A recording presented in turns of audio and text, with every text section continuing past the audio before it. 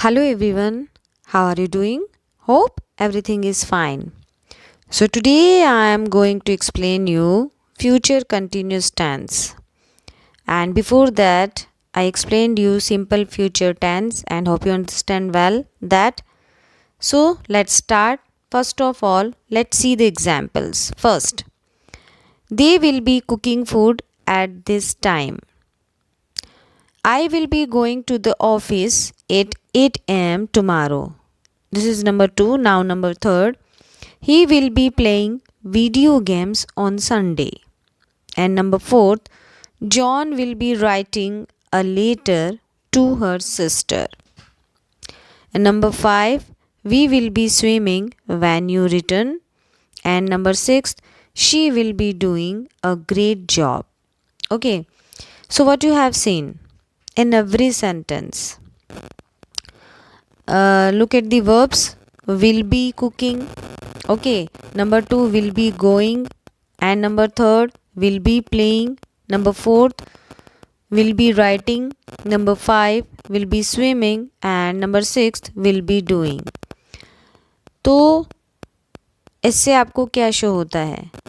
सबसे पहली बात कि फ्यूचर कंटिन्यूस टेंस में विल बी के साथ में वर्ब और वर्ब के साथ आईएनजी आती है. मेन वर्ब के साथ विल बी का यूज़ होता है, विल के साथ बी एंड देन वर्ब की फर्स्ट फॉर्म के साथ आईएनजी का यूज़ होता है.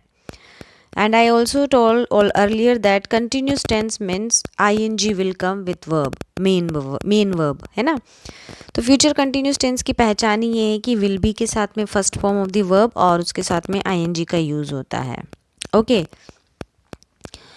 अब इसका यूज़ हम कैसे करते हैं, इसमें मतलब सेंटेंसेस कैसे बनाते हैं. फ्यूचर में जो काम ऑनगोइंग हो रहा होगा, है ना, उसके लिए हम फ्यूचर कंटिन्यूस टेंस का यूज़ करते हैं.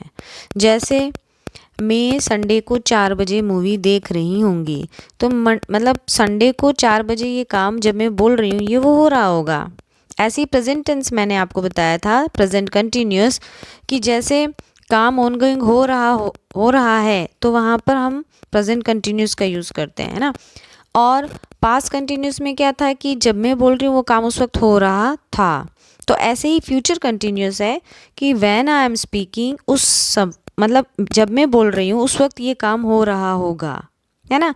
तो बस वही है कि it is not happening now, it will be in future and it will be ongoing. Okay.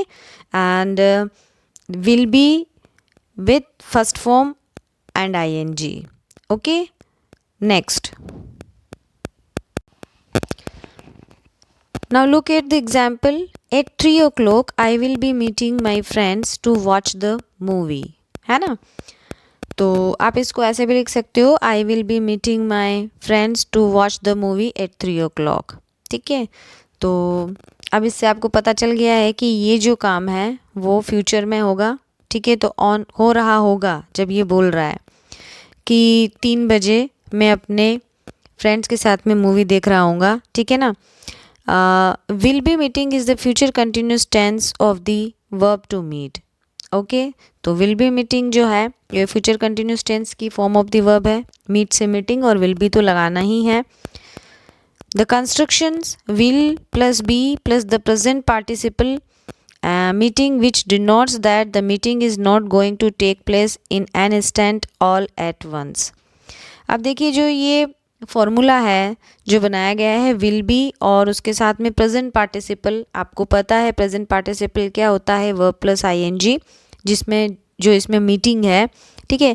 ये इस बात को शो कर रहा है कि जो एक्शन है वो भी इंस्टेंट नहीं हो रहा है. कब होने वाला है वो? In future. सो इससे आपको पता चल गया होगा कि अगर विल बी के साथ में आईएनजी आएगी तो वो काम इन फ्यूचर में हो रहा होगा. ओके. तो चलिए अब हम आ जाते हैं इसके फॉर्मूला पर. Affirmative sentence. अफर्मेटिव सेंटेंस के लिए सब्जेक्ट प्लस विल बी और shall be, then first form of the verb with I N G and then object. इसका एग्जाम्पल भी मैंने नीचे दे रखा है. देखिए, he will be watching movie on Sunday. तो देखिए ही सब्जेक्ट है, विल बी वॉचिंग ये वर्ब हो गई इसमें, and movie object on Sunday. Negative sentence में विल नॉट बी और शैल नॉट बी आ जाएगा। Subject plus will not be, shall not B plus first form of the verb, then ing and then object. He will not be watching movie on Sunday. तो यहाँ पर मैंने आपको shell का use पहले भी बता दिया है कि आई और वी के साथ शेल का यूज़ होता है, बट नाउ इट इज़ हम विल का यूज़ भी कर सकते हैं। Now next, interrogative sentence.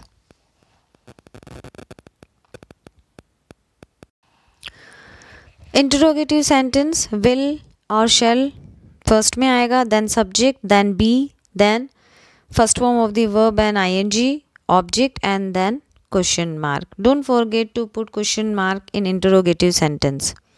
Will he be watching movie on Sunday? According to the formula देख लीजिए। तो इस तरह से फ्यूचर कंटिन्यूस टेंस जो है उसका यूज़ हम अफर्मेटिव, नेगेटिव और इंटरोगेटिव तीनों में कर सकते हैं। And hope you understand well कि फ्यूचर कंटिन्यूस टेंस का यूज़ कहाँ होता है। जो काम फ्यूचर में ऑन गोइंग चल रहा होगा उसके लिए हम फ्यूचर कंटिन्यूस टेंस का यूज़ करते हैं, और सिंपल फ्यूचर टेंस का यूज़ हम फ्यूचर में क्या करेंगे उसके लिए होता है। Okay, so bye, take care, learn it. जितनी ज़्यादा प्रैक्टिस करोगे उतनी ही ज़्यादा आपको सेंटेंसेस जो हैं समझ में आएंगे और आप टेंसेस को परफेक्टली लर्न कर पाओगे। ओके।